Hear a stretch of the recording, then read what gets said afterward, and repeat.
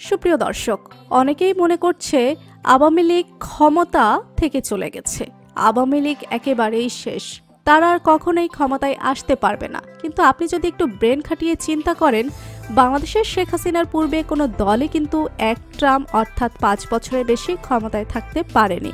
আর যদি থাকেও পরপর 2 বার 8 থেকে 10 বছর সর্বোচ্চ ক্ষমতায় থাকতে পারবে। এরপর কিন্তু আবারও আওয়ামী লীগ নিজেদের দলকে গুছিয়ে নিয়ে ক্ষমতায় আসবে।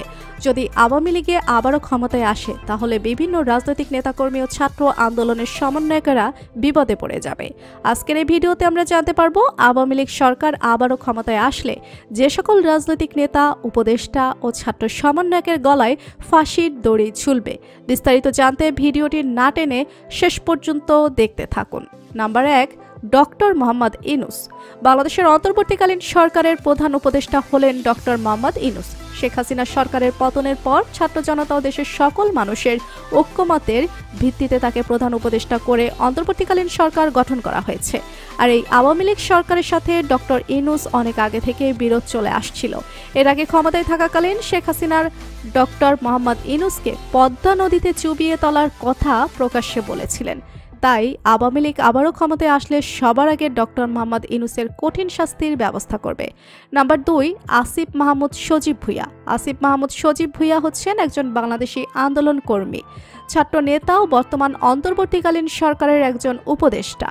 এছাড়া তিনি বৈষম্য বিরোধী ছাত্র আন্দোলনের একজন সমন্বয়ক ছিলেন, যার মাধ্যমে তিনি কোটা সংস্কার আন্দোলন ও অসহযোগ আন্দোলনের নেতৃত্ব দিয়েছিলেন এবং শেখ হাসিনার পতন ঘটিয়েছিলেন।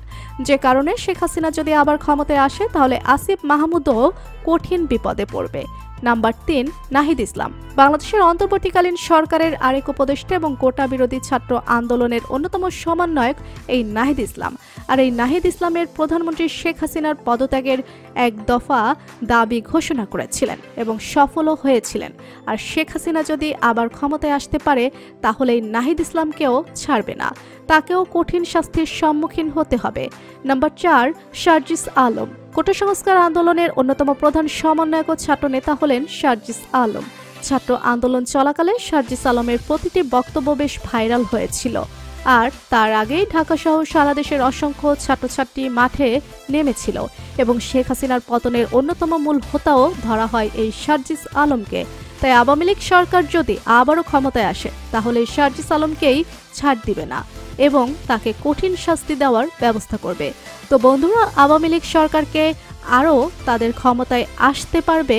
আপনার মতামত কি জানিয়ে দিন কমেন্ট করে। আর ভিডিওটি ভালো লেগে থাকলে একটি লাইক দিয়ে চ্যানেলটি সাবস্ক্রাইব করুন। ধন্যবাদ।